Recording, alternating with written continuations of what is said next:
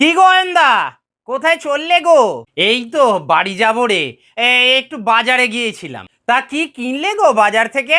কি আর কিনবো বল না, যা জিনিসের দাম, তাই এই সামান্য একটু আলু নিয়েই বাড়ি ফিরছি। সে কি, শুধুই আলু?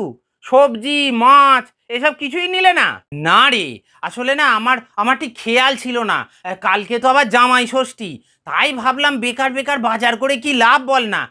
আজকে একটু ভাতে ভাত করেই খেয়ে নেবো ভাবছি। তুমি মাইরি পারো বটে অয়ন্দা, কালকে খাবে বলে আজকে ভাতে ভাত, মানে মানে গ্রাউন্ডটাকে পুরো প্রিপেয়ার করে রাখছো একবারে। তা বলছি যে শাশুড়ি মাকে কি দেবে গো জামাই ষষ্ঠীতে? দেখ, আমি প্রত্যেক বছরই জিজ্ঞাসা করি যে মা কি নেবেন বলুন, কিন্তু উনি প্রত্যেকবারই বলেন যে বাবা আমার কিছু লাগবে না। এখন বল দেখি, আমি তো আর গুরুজনদের কথা অমান্য করতে পারি না, সেই কারণেই আমিও কিছু দিই না। অন্তত মিষ্টি, আম এসব তো নিয়ে যাও নাকি? কি আর বলবো ভাই, শ্বশুর শাশুড়ি দুজনেরই সুগার, মিষ্টি তো চলবে না। আর তাছাড়া রইল বাকি আমের কথা।